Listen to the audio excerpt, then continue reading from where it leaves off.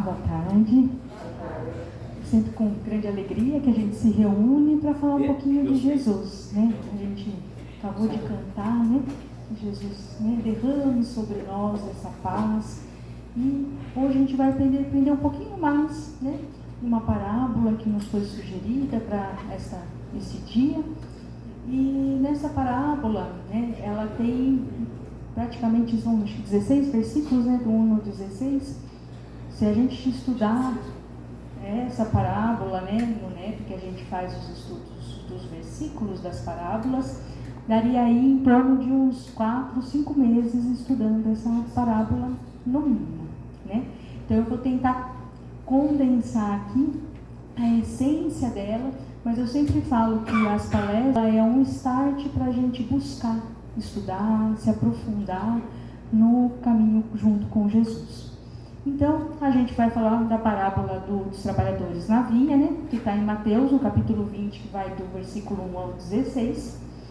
E eu consigo por aqui, gente? Consigo. É só apertar no meio? Na frente. Vê se eu liguei lá, vê se não está o botãozinho do lado desligado.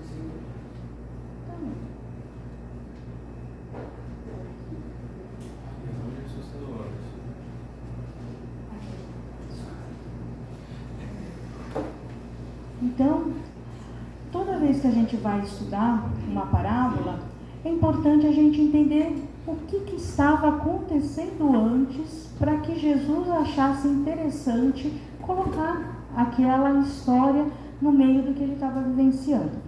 E aí, antes, né, se a gente for em Mateus 19, capítulo 19, de 16 a 30, a gente vai ver aquela passagem que muitas vezes as pessoas já devem se lembrar, que tem um moço, né, jovem, que decide seguir a Jesus, e ele diz que ele cumpre todos os mandamentos, né, e pede, né, para Jesus como que ele poderia, né, estar com ele, né, fazer mais. E aí Jesus fala, né, se queres ser perfeito, vá, vende tudo que tens, dá o dinheiro aos pobres e terás um tesouro no céu. Depois vem e me segue. E pela parábola, né, pelo acontecimento do dia, a gente sabe que, né, o mancebo, que é o jovem, né, ele ouvindo essas palavras, ele retirou-se triste porque possuía muitas propriedades. Ele ainda não estava preparado para o chamamento de Jesus. Porque muitas vezes a gente não tem o anseio, né, eu não digo a vontade, mas o anseio de seguir Jesus. Mas quando esse anseio é pedido algumas renúncias de nossa parte, a gente age que nem esse jovem, né? A gente desiste da caminhada porque ainda a gente não está preparado para abandonar certas situações, né? Nesse versículo também vai falar, né? Para abandonar a sua família, abandonar, daí todo mundo fala, nossa, mas Jesus está pedindo para abandonar. Ou esse abandono em si, ele diz muito em cima da intenção, né? Porque muitas vezes a gente não abandona as coisas nem as pessoas porque a gente gosta de exercer um certo controle sobre elas, né? E se a gente deixar livre, a gente tem medo, né? E como que vai ser? E quando a gente segue Jesus, a gente segue as leis divinas. E quando a gente segue a Deus, e muitas vezes a gente tem que deixar as pessoas livres, muitas vezes a gente tem que deixar o dinheiro fluir, as coisas fluírem, e muitas vezes a gente tem um pouquinho de dificuldade, né? E por isso que Jesus, depois desse acontecimento, né, ele vai entrar na nossa parábola aqui, né? E aí ela começa assim: porque o reino dos céus é semelhante a um homem, pai de família, que saiu de madrugada a assalariar trabalhadores para a sua vinha. Então a gente vê que Jesus, ele utiliza de parábolas e ele tenta trazer a realidade daquela época para que as pessoas entendam o que são as leis divinas, né? Então por isso que ele faz essas comparações. Muitas vezes nós, quando vamos querer ensinar para as crianças alguma lei moral, o que a gente faz? A gente conta as historinhas, né? Então a gente tem dos 3 porquinhos, né? Construiu a casa num ambiente que não era bom, passou lá o vento, levou, né? O que a gente está tentando ensinar? A moralidade dentro daquilo. Jesus também parte dessa mesma questão, Porque ainda, moralmente, nós ainda estamos muito infantilizados. E se for falar na essência daquilo, nós ainda não vamos compreender. Por isso que Jesus utiliza dessas histórias, usando o cotidiano daquela população, para que haja uma compreensão a respeito do que ele gostaria de estar informando. Então, ele vai comparar esse reino dos céus a um homem, pai de família, que saiu de madrugada. Então, essa comparação, ela vem nesse sentido. Mas é exatamente assim? Não, não é exatamente assim, mas a gente ainda não tem estrutura para elevar esse pensamento. Então, nós vamos primeiro, é que nem a gente quer que uma criança leia e a gente não ensina primeiro como que é a letra A. É assim que Jesus faz conosco. Ele está ensinando o básico aqui, para que depois que eu aprenda tudo isso, eu consiga transmutar internamente a minha consciência para algo maior que eu ainda não consigo recepcionar hoje. Então, nessa parábola, a gente pode configurar que o pai da família universal é Deus, né? Então, a gente pode colocar que esse Deus, ele deseja contratar-nos para quê? Para sermos servidores para o trabalho de construção do que ele deseja aqui na Terra. Então, todos nós reencarnamos com um propósito, cada um com o seu individual, para vir aqui trabalhar esse propósito, e nesse trabalho eu me aperfeiçoo, viro uma pessoa melhor, porque esse trabalho irá me exigir esse aperfeiçoamento, e aí eu vou receber um salário, né? E aí ele sai a primeira madrugada. A gente sabe que os judeus, eles contam as horas de forma diferente, né? Então, às 6 horas, para eles seriam a primeira hora, né? E aí depois vai falar a terceira hora, a quarta hora, depois a gente só faz as transposições, mas eles acabam contando de forma diferente, tanto que o Shabá lá, né, começa às 6 horas da noite, né, que seria a primeira hora, né, da noite que vai começar. Mas esse daqui ele sai às 6 horas da manhã a procurar, né, trabalhadores para sua vinha. E aí a gente fala nessa vinha, o que seria essa vinha, né? A vinha é, dentro do nosso livro dos Espíritos, lá em Prolegômenos, a gente tem a explicação por que o trabalho de Deus é caracterizado sempre com essa palavra vinha.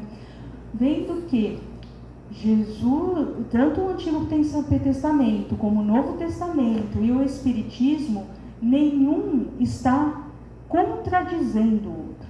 Todos estão falando da mesma verdade, conforme a evolução espiritual do momento, para que aquelas pessoas entendam. Então, tanto que quando Jesus veio, ele falou: eu não vim destruir a lei, ele veio dar complemento. E o Espiritismo, ele vem nessa mesma toada, ele não vai destruir o Velho Testamento, ele não vai destruir o Evangelho de Jesus, ele vai dar complemento, porque nós, como de forma espiritual, já estamos prontos a receber mais um complemento, né? Mas nunca há, olha, porque veio o Espiritismo, agora a gente tem que abandonar, né, tudo que foi dito. Não, é uma construção. É que nem agora eu vou aprender a ler e eu vou esquecer o que a palavra há. Eu vou ter muita dificuldade de fazer a leitura. Então, é toda uma evolução que um só tende a acrescentar o outro, tá? Então, aí a gente vê que lá no começo, lá, foi indicado para Porás, no cabeçalho do livro, a cepa que te desenhamos, porque ela é emblema do trabalho do Criador. Aí se acha reunidos todos os princípios materiais que melhor podem representar o corpo e o espírito. O corpo é a cepa, o espírito é o licor, a alma ou o espírito ligado à matéria é o bago, né? O bago seria cada gominho ali de uva ali, né? Seria o bago.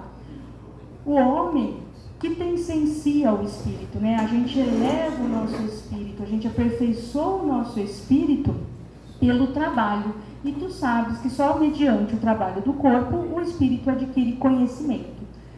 Então ele está colocando aqui que sem o trabalho nós não vamos conseguir a nossa evolução.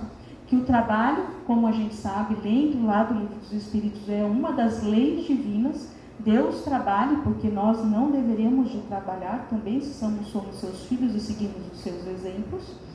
E por isso a gente reencarna para poder exercer esse trabalho e aprender com todas essas experiências, né, que nos são necessárias. Então, a gente continua dentro dessa parábola e ele vai falando, né? E ajustando com os trabalhadores um dinheiro por dia, mandou-os para a sua vinha. Então, vocês vão perceber que com os primeiros trabalhadores, eles ajustou o valor. Agora, com os outros, ele não vai ajustar, ele vai chamar só, né? Então, saindo perto da terceira, viu outros que estavam ociosos e disse-lhes: ide vós também para a vinha e dar-vos-ei o que for justo. Já não é mais um salário específico, ele já fala da justiça. E eles foram. Saindo outra vez perto da sexta e nona hora, fez o mesmo. E saindo perto da hora 1/10, que seria a última hora, né? Então esses que foram só na hora 1/10 trabalhavam 1 hora, né? E estavam ociosos e perguntou: por que estáis ociosos todos os dias? E disseram-lhe eles: porque ninguém os assalariou. Disse-lhes ele: ide vós também para a vinha e recebereis o que for justo. A gente tem uma mensagem do Emmanuel, né, no livro Fé, Paz e Amor, no capítulo 10, entre os chamados e os escolhidos, que ele vai falar assim: todos são chamados para a obra a fazer, a fim de conjugarem esforços dentro da finalidade da instituição a que se ajustam. Entretanto, raros se portam à altura dos compromissos que assumem. Muitos deles devoram o tempo, renovando indagações incessantes acerca do problema comezinho da casa, a pretexto de reconhecerem esclarecimentos e diretrizes. São os servos ociosos. Então aí a gente tem uma explicação, né, porque a gente vê lá que ele está chamando de servos ociosos. E aí a gente vai aqui em Emmanuel, ele explica quem são esses servos, né? São esses servos que estão perdendo tempo com coisas que não vão trazer crescimento espiritual para eles. E a gente fala quantas vezes a gente não é esse servo ocioso, né? A gente gosta lá, domingão, vamos colocar um Netflix, assistir uma bobagem, né? A gente ainda tem esses momentos, né? Seria, né, hipocrisia nossa falar que a gente não tem esses momentos ociosos, né? A gente sabe que espíritos mais evoluídos, eles dificilmente têm esses momentos, mas nós ainda, na nossa condição espiritual, a gente ainda faz esse usufruto desse tempo e perde esse tempo no momento que poderíamos estar trabalhando para a vinha do Senhor. Então ele coloca, né, ele descreve e mostrando que todos nós somos convocados ao trabalho, né? Então a gente tem várias oportunidades ao longo do nosso dia a dia para estar exercendo esse trabalho. Então a gente pode exercer acordando e agradecendo a Deus pelo dia que a gente está tendo, depois tentando manter a harmonia, a paz dentro do nosso próprio lar, indo trabalhar e mantendo a harmonia dentro do ambiente de trabalho que estamos, não gerando situações constrangedoras, não gerando situações que prejudiquem o bom andamento do nosso próprio trabalho. E depois a gente pode ir para uma casa espírita também, trazendo harmonia dentro desse local, ou encontrar uma pessoa que conhecemos e de repente a gente vê que ela não está bem e emprestarmos o nosso ouvido para que ela possa desabafar e falar do dia dela, sem que criemos qualquer tipo de julgamento perante o que ela está passando, e sim acolher as pessoas que estão ao nosso redor, porque cada um sabe das dificuldades internas que trabalham, né? Então tem muitas coisas que para nós a gente consegue lidar de uma forma um pouquinho melhor, mas outras pessoas não. Mas essas outras pessoas também conseguem lidar em outras situações, em coisas melhores que nós às vezes não, né? Então todos nós estamos aqui para nos ajudarmos mutuamente nessa evolução. Que nós não sejamos em nenhum momento motivo de escândalo que derrube os nossos irmãos, mas que nossas palavras sempre sejam de motivação, de perseverança, de confiança, de que conseguiremos sim evoluir nesta reencarnação. A gente encontra um mundo com valores totalmente deturpados, com várias questões que estão se normalizando, né, e que não são normais perante as leis divinas, e que se a gente não continuar com a nossa consciência muito iluminada durante ao longo do dia, a gente pode fazer o efeito manada, né? A gente acaba indo para esses lugares porque a gente é influenciado por essas pessoas, né? E aí a gente se deixa levar por essa questão.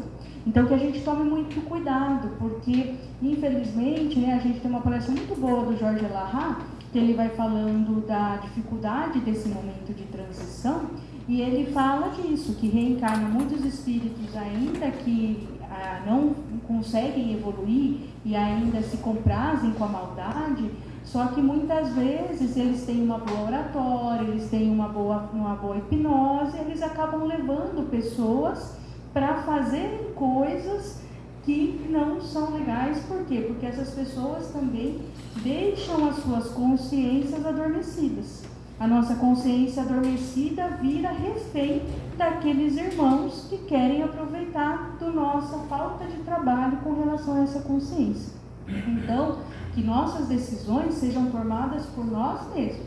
É melhor a gente errar querendo fazer o bem do que a gente errar por conta que a gente foi influenciado ou levado porque a gente tem essa necessidade de participar de grupos. Isso é instintivo da nossa questão material. Então, às vezes, para a gente participar de um grupo, a gente acaba, às vezes, fazendo coisas que, na verdade, a gente não acha que seja correta. Ou se omitindo por questões por conta que quer participar, quer estar inserido dentro do corpo. Mas lembre-se sempre, né, a postura de Jesus, que quando se falava sobre algo da lei divina, que ele não acreditava como sendo aquilo, ele sempre se posicionou. Ele nunca deixou de colocar a sua ideia, a sua filosofia, só porque ele deveria estar inserido em algum local. Então a gente tem que tomar muito cuidado nesse período que nós estamos vivendo, porque as ideias estão sendo deturpadas. A filosofia de Jesus está sendo deturpada. E um Jesus que não ama, não é Jesus. Então, se a gente sempre tiver isso em mente, né, quando a gente for fazer uma decisão, está meio difícil, olha aquele irmão e visualize uma pessoa que você ama muito. E vê se você trataria no mesmo formato. Porque se você não tratar, muda a atitude. Porque tem que tratar com amor. Né? A gente tem o nosso mandamento espírita, amai-vos. É o primeiro mandamento. Não, o segundo é o instrui. Porque a instrução sem amor, ela pode ser cruel. Agora, o amor, ele nunca vai ser. O sentimento é o que é o mais importante em todas as nossas ações. E a gente vai ver dentro dessa parábola que isso se comprova. E aí, a gente tem lá no Evangelho segundo o Espiritismo, porque essa parábola a gente encontra nesse capítulo do Evangelho. Ele vai falar que o obreiro da última hora, ele tem direito ao salário, mas é preciso que a sua boa vontade o haja conservado à disposição daquele que o tinha de empregado, e que seu retardamento não seja fruto da preguiça ou da má vontade. Tem ele direito ao salário, porque desde a alvorada ele esperava com impaciência aquele que por fim o chamaria para o trabalho. Laboroso, apenas lhe faltava o labor. Então, aquele espírito que tem a vontade de trabalhar, pode ser que tenha ocasiões na vida, e muitas vezes a gente pode ter chegado numa ocasião dessa, já passado por uma ocasião dessa, que a gente tem vontade de trabalhar, a gente tem com vontade de fazer, mas parece que as coisas não acontecem. Parece que quando você tenta de um jeito não dá certo, outro. Isso é porque Jesus está preparando o vaso. Porque primeiro ele prepara o vaso, para quando que o vaso estiver pronto, ele entrega o trabalho, para que a gente aprenda com ele. Porque muitas vezes, se a gente se precipita, né, porque a gente sempre quer as coisas para amanhã, se a gente se precipita a pegar um trabalho que ainda nós não estamos preparados, a gente acaba criando situações embaraçosas para nós e para aqueles com quem a gente convive. Mas quando a gente se prepara o vaso, o trabalho cai em nós. Você pode perceber que daí é aquela coisa, né? Muitas pessoas falam assim, agora eu já desisti, vou fazer isso, e de repente a pessoa fala, nossa, agora chegou. Né? Porque é o tempo de Deus, nunca é o nosso tempo. Então, se às vezes a gente está querendo trabalhar muito, mas aquele trabalho não está chegando, aproveite o tempo para quê? Para se preparar para o trabalho. Isso que é mais importante. Deixe o seu vaso pronto. Porque quando o vaso está pronto, Jesus, o nosso governador, vai encaminhar o trabalho para nós. E a gente tem também, lá no Fonte Viva, no capítulo 1, trabalhadores, né? Os trabalhadores despertos, todavia, ainda mesmo quando chamados à obra nos últimos lances do dia, sintonizam-se com o dever que lhes cabe, elegendo na renúncia o clima da própria ação e de braços resolutos no serviço a realizar, aprendem que o tempo é também, qual o solo fecundo, a retribuir-nos em regime de percentagem crescente as bênçãos que semeamos. É bem interessante isso, né? Porque a gente às vezes dá um trabalho para uma pessoa e às vezes ela enrola, ou ela demora, ela não sabe como fazer, tá, não sei o quê, ela demora. E de repente dá um trabalho para a mesma pessoa, para uma outra pessoa, ela pega e em 15, 20 minutos ela resolve, né? Para a gente já começar a entender por que talvez os das últimas horas tiveram a mesma bonificação das primeiras, né? Porque no primeiro olhar a gente olha aquilo e acha meio injusto. Mas a gente está percebendo que os trabalhadores da última hora têm uma característica, a renúncia. Quando eles recebem o trabalho, eles profundamente realizam a ação, não importando quanto que para eles vão ter que perder. Diferentemente do nosso personagem do começo, né? Que foi chamado para seguir Jesus, mas ele ainda não tinha a renúncia presente em seu coração. Ainda ele não conseguia fazer isso.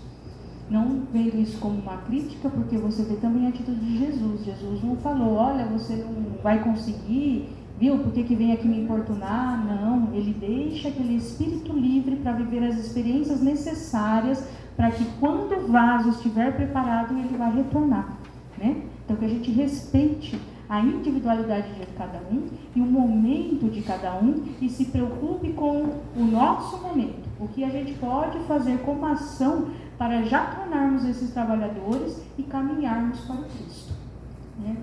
E ele fala, acordados, pois, para a responsabilidade que nos assiste, saibamos construir com Jesus o progresso e a segurança, a alegria e a tranquilidade dos outros, na certeza de que somente assim, então não tem outro jeito, ele fala é somente assim, porque muitas vezes a gente faz assim, a gente lê, sabe que a gente precisa amar, sabe que a gente precisa renunciar, mas na hora que a gente está no serviço, e aí a gente vai precisar exercer esses valores, o que a gente fala? Não, mas aqui nesse momento, Jesus não vai querer assim.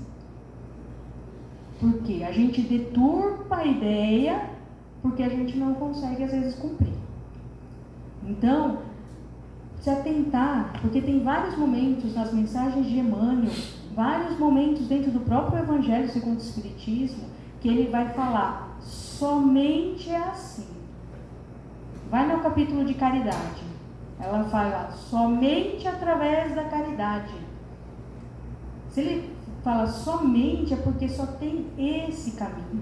E muitas vezes a gente fica, né, pedindo que ai Senhor, me dê a luz, o que eu tenho que fazer, o que eu tenho que não sei o que. Já está escrito. É que a gente gostaria de receber uma outra resposta. E por isso que a gente fica exortando, pedindo. Daí a gente abre lá a mensaginha, vem falando para a gente amar. Daí você fala, não, acho que não é essa, peraí, acho que é outra. A gente abre outra, né? Caridade. Não, também não é essa. E a gente vai abrindo, mas a gente não vai conseguir encontrar dentro desses livros a resposta que a gente quer. Porque a resposta que a gente quer não está com Jesus. Está no nosso próprio ego, nos nossos anseios e nas nossas vontades. Porque quando nós queremos o que o Cristo deseja, o que Jesus deseja, a vida flui. Você começa a fazer, as coisas começam, as portas começam a se abrir, porque você está conforme a lei divina. Então nada vai te impedir. A partir do momento que a gente quer resistir, a gente vai teimando, né? Como a gente vê Jesus falando para Paulo, né? Pare de lutar contra os aguilhões, né? O que ele está falando? Você está tão teimoso, O aguilhão, o que é? Aquela lança, né, com a pontinha, quase igual o chicote do... a gente descontrair, quase igual, que é o quê? Espetava o boi para que o boi voltasse no caminho. Muitas vezes Deus vai nos trazer esse espetãozinho. Volta para o caminho. Volta para o caminho. E o que a gente fica? A gente fica olhando para a lança e berrando para a lança, querendo brigar com a lança, querendo roubar a lança do que está fazendo aquela questão. Porque a gente sabe que a dor, ela é o quê? Um alerta. A dor está falando para você, não vá para este caminho. Essa é a mensagem de Jesus. Porque vocês já viram pessoas que não têm a sensibilidade da dor? Elas se queimam e não percebem que elas estão se queimando. Elas perdem o braço. Está vendo como a dor ela é importante? É que para nós sentir a dor não é legal.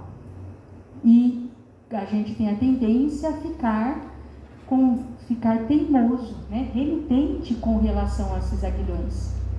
E é isso que Jesus fala lá, quando a gente vai ler Paulo e Estevão, no caminho de Damasco, quando Paulo se encontra com Jesus, Jesus fala, para de recalcitrar contra os aguilhões, para de ficar teimando, o seu caminho não é aqui, é aqui.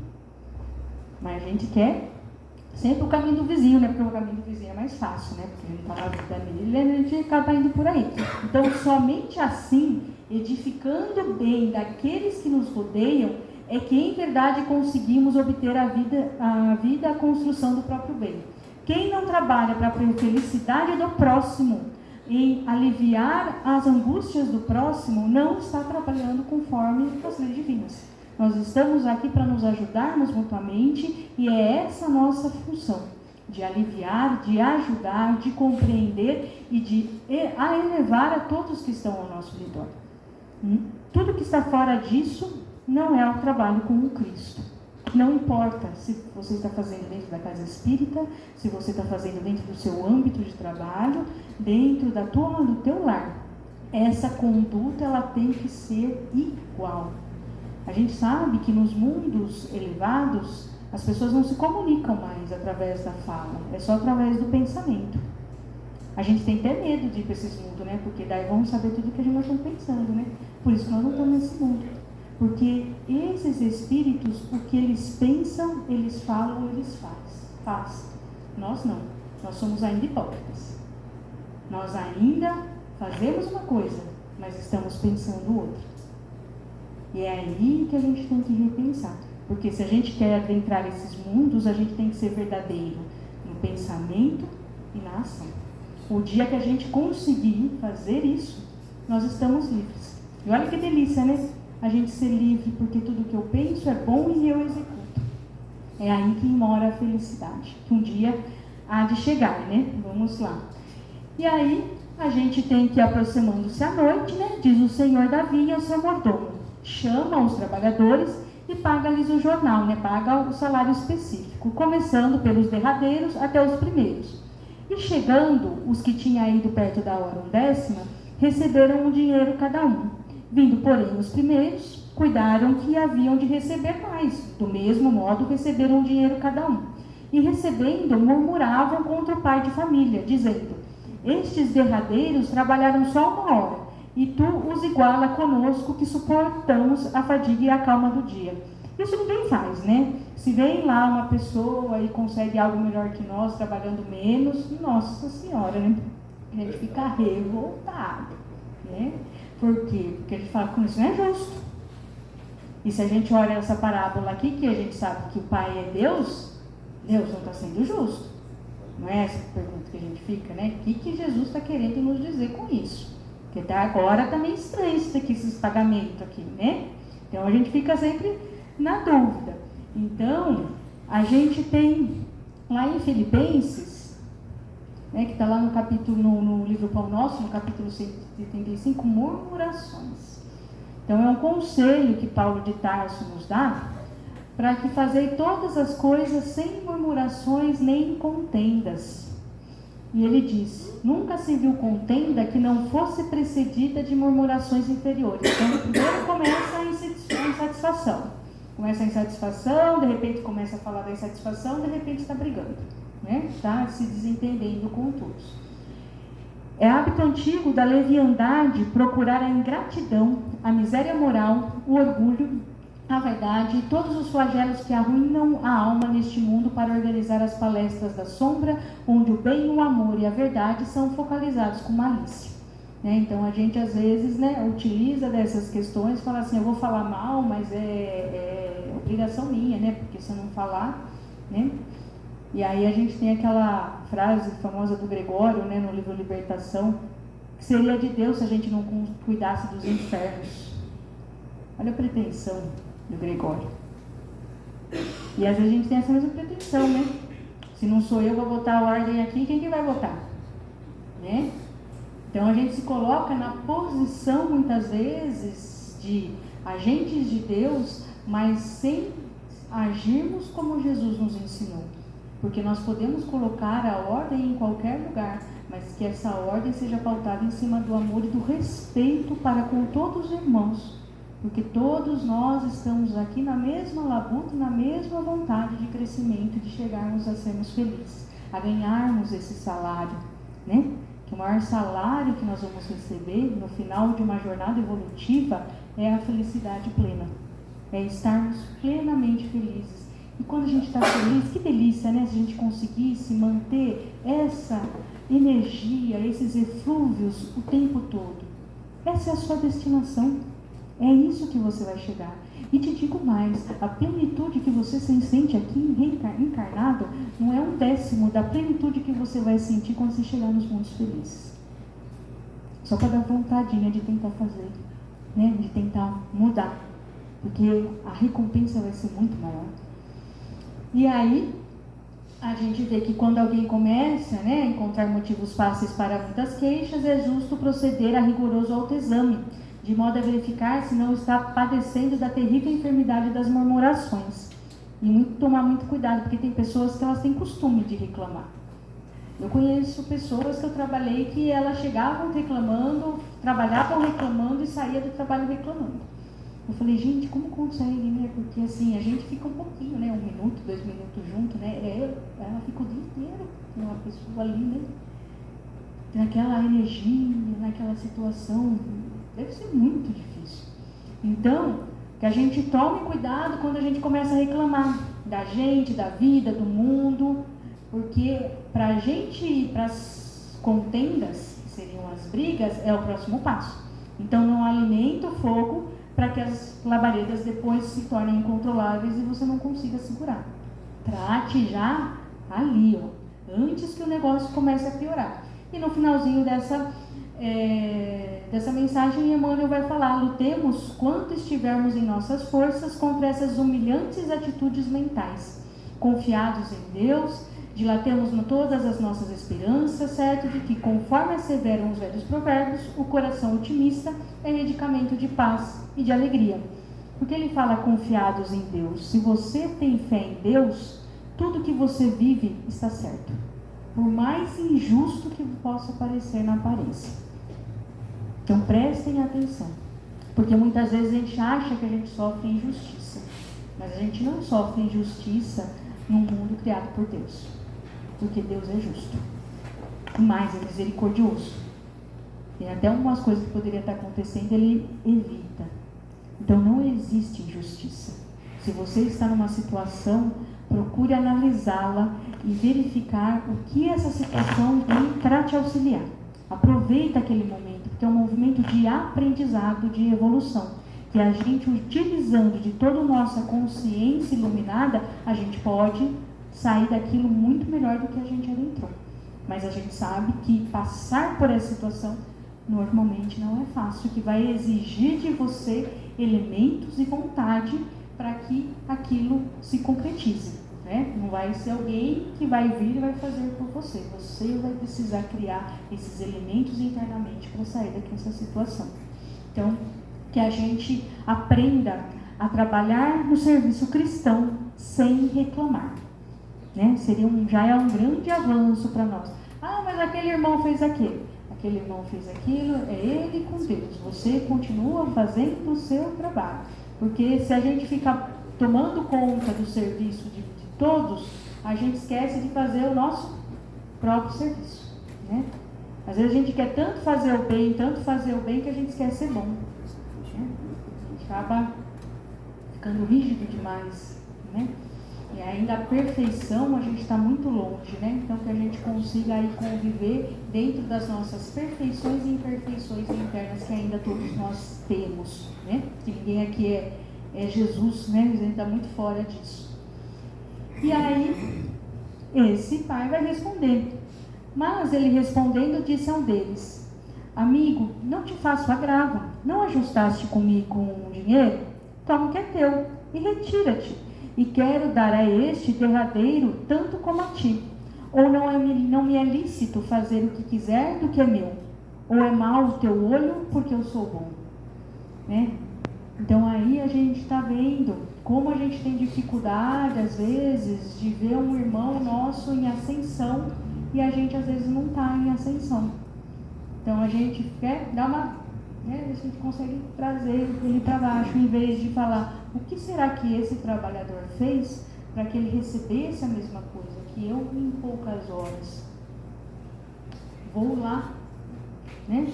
Porque eu falar inveja, eu posso utilizar para o bem também. Eu posso ver uma pessoa em ascensão e falar, nossa, como que ela conseguiu chegar lá? Conversar com essa pessoa. Chegar e falar assim, nossa, eu gostaria de estar no seu lugar. Como que você fez? E eu faço. Não preciso ficar derrubando ninguém, porque todos nós temos potencialidade de chegarmos onde quisermos. A diferença às vezes está que uns persistem mais, eles insistem. Embora tenham as quedas e as dificuldades, outros na primeira dificuldade senta e chora. A gente vê, ele volta a falar de Paulo de Tarso na mesma situação. Na hora que ele caiu lá do camelo, o que aconteceu? O que ele virou? Ele não perguntou para Jesus fazer algo por ele. Porque a gente fica o tempo todo rogando para que Jesus faça alguma coisa. Ele já era um homem transformado. Então ele chega e fala assim, Jesus, o que queres que eu faça? Será que a gente consegue fazer isso um dia da nossa vida? Deixar de fazer os nossos anseios e num dia da nossa vida a gente perguntar para Jesus, Jesus, o que você quer que eu faça? E fazer um dia disso. Porque a gente só está na outra posição. O cristão, ele vai fazer sempre essa pergunta. Ele nunca vai olhar para dentro dos anseios ainda não suprimidos e ir lá correr para isso. Não, ele vai perguntar o que Jesus quer que ele faça naquele dia e ele vai fazer. Essa é a grande diferença dos grandes espíritos, dos espíritos elevados a nós. Nós estamos buscando o nosso reino egóico. Os espíritos evoluídos procuram o reino de Deus e faz, não importa a renúncia que devam fazer. Para a gente ver a grande diferença da postura daquele que se encontra com Jesus. Pensemos isso nas nossas orações, o que pedimos todas as noites, para que o que seja feito à vontade de Deus em nossas vidas, ou se ele pode fazer isso, se ele pode fazer aquilo, se ele pode fazer aquilo. A gente sempre está rogando que outro resolva os nossos problemas. Mas em nenhum momento a gente faz a postura moralmente amadurecida de falar, Senhor, o que eu preciso fazer para conquistar isso que eu almejo? Tá? Uma inversão de valores. E aí ele fala, né, por conta desse mal. E aí eu trouxe uma mensagem que está lá no livro Nosso Lar, e assim, eu acho interessante, quem tiver mais curiosidade, volta lá no Nosso Lar, lê novamente, porque vai ter uns 3 capítulos lá que eles vão falar a respeito de bônus hora. E a gente acha que o bônus hora, ele funciona na mesma proporção que o nosso salário aqui, mas há uma grande diferença ali, né? Então, que ali ele vai dar várias definições. Aqui eu trouxe só uma partezinha, que nem eu falei, eu só fico aguçando vocês para lerem depois e buscarem informações, estudarem, né? Mas essa parte de baixo que a gente vai falar um pouquinho sobre uma fala da mãe do André Luiz. Em primeiro lugar, a gente vai ter lá no Evangelho segundo o Espiritismo, a verdadeira pureza não está somente nos atos, está também no pensamento, porquanto aquele que tem puro coração nem sequer pensa o mal. Foi o que Jesus quis dizer. Ele condena o pecado mesmo em pensamento, porque é sinal de impureza. Então, a grande diferença dos trabalhadores que lá estão é que o trabalhador da primeira hora, ele estava preocupado com o salário. Ele não estava preocupado em trabalhar. Ele estava preocupado com os interesses dele. Tanto que quando ele recebeu o salário, ele viu que recebeu menos, vamos dizer assim, que aquele que só trabalhou uma hora, ele se sentiu injustiçado.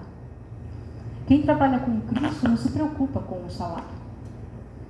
Há uma grande diferença, não há intenção. Porque muitas vezes a gente faz assim, né? A gente começa a trabalhar na casa espírita, tá melhor, tá não sei o que, a vida tá boa, de repente vem uma situação de desafio necessária para o desenvolvimento espiritual da nossa alma. E o que a gente faz? Ô Senhor, estou fazendo tudo certinho. Por que você me trouxe isso? Olha o salário. Olha o que está reclamando. Porque a gente não veio aqui para ter uma vida de alegria, só divertimento. Não, a gente veio aqui para trabalhar. E dentro do trabalho, quem é o trabalhador que é o laborioso, ele se sente feliz em estar fazendo aquilo, ele se sente útil. E essa utilidade traz para ele felicidade. Agora tem pessoas que através do trabalho ele não vê utilidade, ele só vê problema, pessoas que vão atrapalhar a vida dele, ele só vê o outro lado. Mas ele não vê efetivamente que Deus está convocando ele para um serviço e ele já deveria se sentir honrado só de ter esse trabalho para ser executado. A gente vê como a gente vai mudando a forma do pensamento. E aí a gente encontra ela falando um pouquinho ali, a mãe do André Luiz falando um pouquinho sobre o Bonus Horus. E ele fala assim: Deus também, meu filho, é administrador, vigilante e pai devotadíssimo. A ninguém esquece e reserva-se o direito de estender-se como trabalhador quanto ao verdadeiro proveito no tempo de serviço. Então você vê que ele está ali, na hora do pagamento ele está ali, o pai junto e ajudando o pagamento junto com o mordomo. Então ele que vai designar o quê? Com que intenção você fez esse serviço?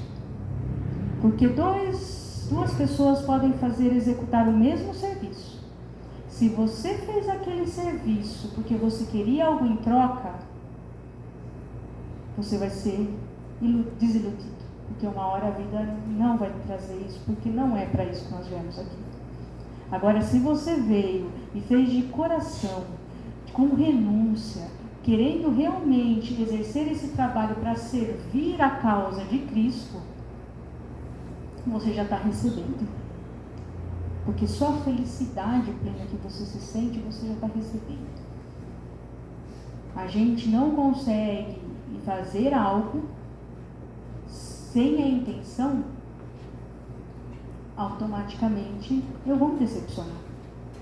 Porque o trabalho cristão, ele nem tem intenção.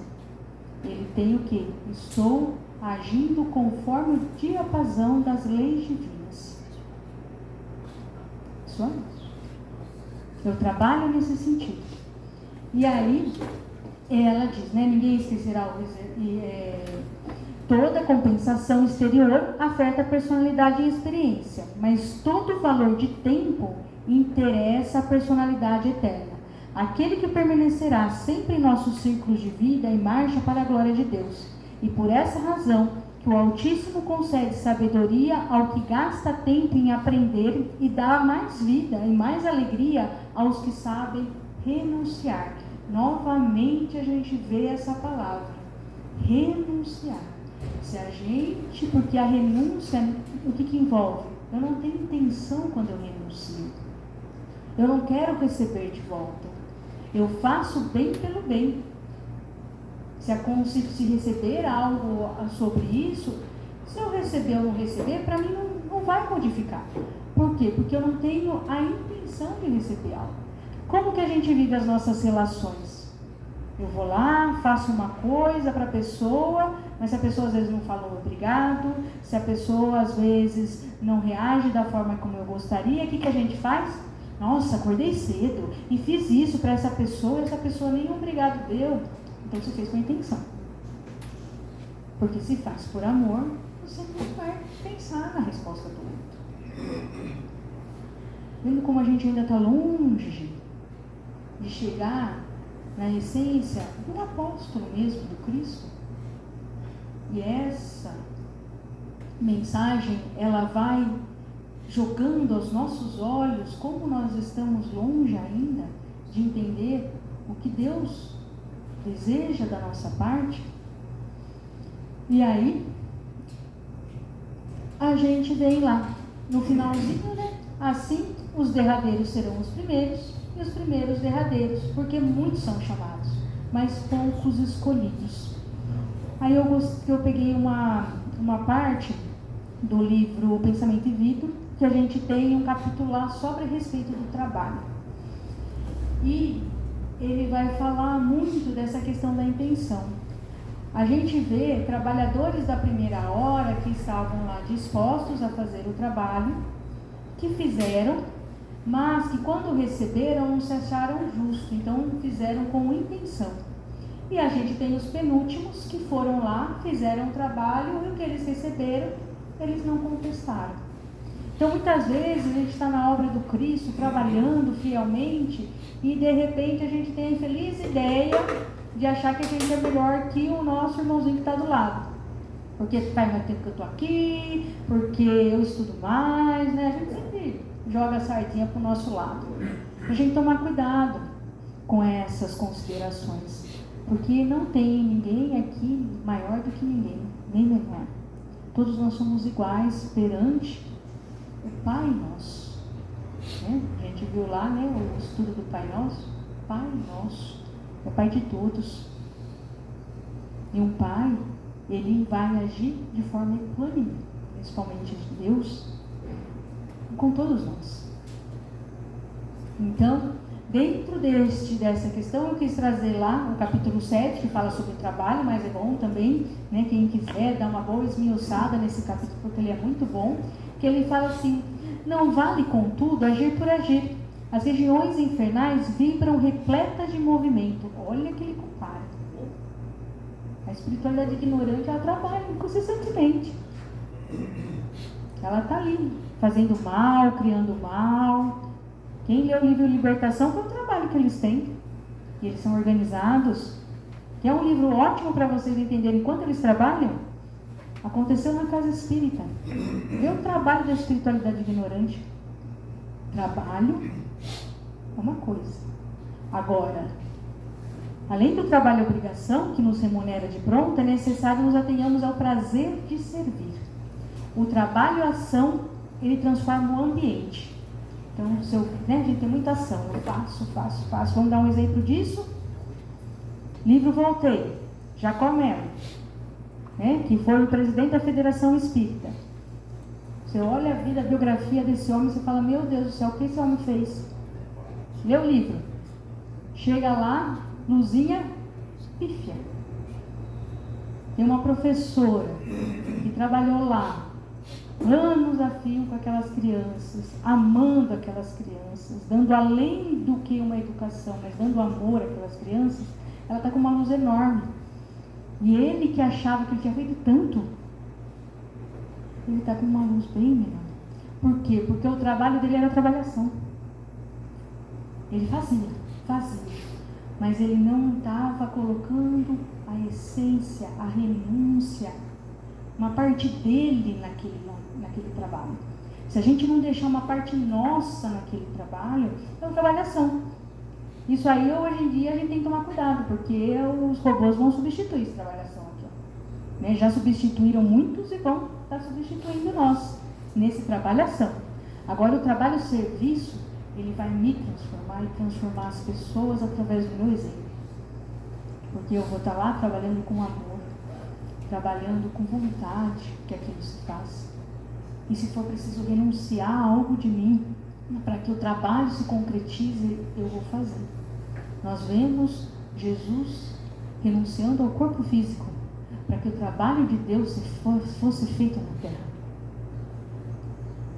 gente vê o extremo de um ser chegando aqui, sendo só amor, só plenitude, tendo todos os poderes que a gente nem imagina quais são, mas se deixou imolar por renúncia a nós.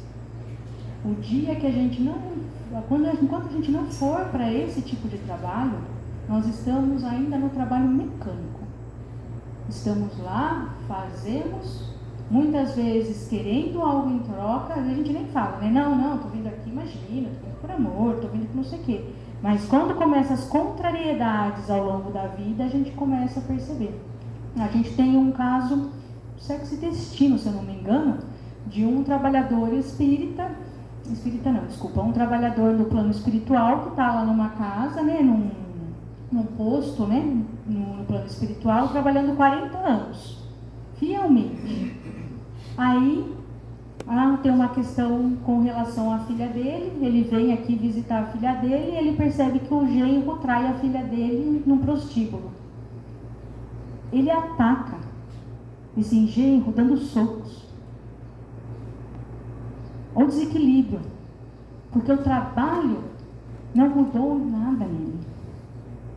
Até o momento que a mentora que está ali junto com ele fala assim: a gente veio aqui para servir, a gente não veio para isso. Ele teve que ser retirado e foi fazer tratamento. Tem desequilíbrio que ele não conseguiu manter. Trabalhar é importante quando nós sabemos exercer o trabalho. Agora, quando a gente trabalha para se livrar do trabalho, ou para falar para os outros, ou para si que fez, a gente às vezes vai chegar numa situação que nem esse nosso irmão, que de repente vem uma contrariedade na vida, a gente desacredita, né? Que nem a gente fala, né? A gente vê espírita hoje que é a favor da pena de morte. Que espírito é esse? Não morre. Você é a favor da pena de morte? Espírita que está falando assim: nossa, mas esse órgão aqui não tem jeito. Isso aqui, do jeito que está acontecendo, não vai. Quem que é o governador nosso? São os políticos ou é Jesus? Quantos orbes já passaram pelo momento de provas e expiações por regeneração? Você acha que é a primeira vez que Deus está fazendo isso? Primeira vez. Nós somos a primeira terra, o primeiro planeta que Deus está transformando esse mundo de provas e regeneração. Ele perdeu mão. Aqui ele perdeu mão. Cadê a fé? Porque se você estudou a primeira pergunta do Livro dos Espíritos, você não pode dizer nada disso. O que é Deus? Inteligência suprema. Inteligência suprema. E a gente fala assim: não, Deus errou na minha vida. Ele acertou com todo mundo, mas na minha vida ele errou. De novo a gente querendo ser Gregório, lá do livro Libertação. Que seria dos infernos se eu não cuidasse? E não seria de Deus se eu não cuidasse? Olha aonde vai chegando a nossa forma de agir. E ele fala: nos círculos mais elevados do espírito, o trabalho não é imposto. A criatura consciente da verdade compreende que a ação no bem é ajustamento às leis de Deus e a ele se rende por livre vontade. Porque Deus não vai ficar forçando a gente a fazer algo que a gente não quer. Prova disso? Livro há 2000 anos. Públio Lentulus, próximo de Jesus. Um senador romano, próximo do governador da terra. Ele fala que quando Jesus está chegando, ele percebe que a natureza meio que reverencia a passagem, a natureza.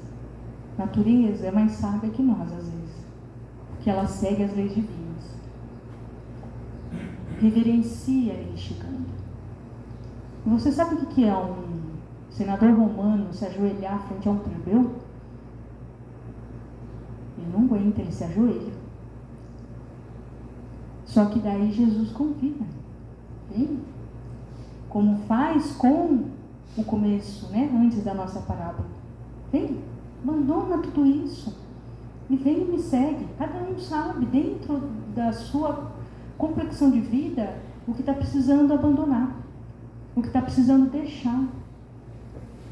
Ou às vezes é aquele orgulho exacerbado, às vezes é o egoísmo exacerbado, cada um sabe, né? A gente conhece a ti mesmo, a gente sabe o que está impedindo nós nessa evolução. Então trabalha isso, renuncia. Porque Publio Lentulus não foi capaz naquele momento de renunciar. E que Jesus diz, você pode vir agora ou há milênios. Ninguém não força. E aí a gente vê um Emmanuel 2000 anos depois, informado. Isso vai acontecer com todos nós. Vocês podem lutar, vocês podem ainda querer manter, que nem Publio Lentulus, o status, o poder transitório do mundo, mas no momento você vai curvar perante esse Deus e dizer que nem Paulo de Tarso: Senhor, o que queres que eu faça? Que esse momento desejo para mim e para todos vocês que estejam muito próximos da reencarnação de vocês, para que vocês encontrem Jesus e tenhamos a coragem de nesse momento nos ajoelharmos, abandonarmos tudo aquilo que não é nosso, que a gente não precisa mais carregar, e dizer ao nosso Jesus, ao nosso irmão: Senhor, o que queres que eu faça? É esse os trabalhadores da vinha, que um dia possamos ser esses apóstolos do Cristo, que prepara o vaso para que no momento oportuno Deus possa fazer a enxertia nos nossos trabalhos. Que assim seja. E aí vamos aproveitando esse momento de paz, onde recebemos a palavra de Jesus em nossos corações. Rogamos, Senhor, que essa mensagem sedimente e fique guardada no lugar mais caro de nossos corações, para que no momento oportuno, no momento tão necessário para minha alma, das experiências aqui vividas, eu possa ter a coragem de me abandonar em meus orgulhos, nas minhas vaidades e no meu egoísmo, para servir a todos aqueles que vierem a mim. Que o meu exemplo seja sempre um espelho do meu Deus, e que a vontade dele se faça em minha vida, e que eu possa, a todos os instantes, caminhar alegremente, porque eu sou filha de Deus e represento Deus no meu caminhar. Que assim seja.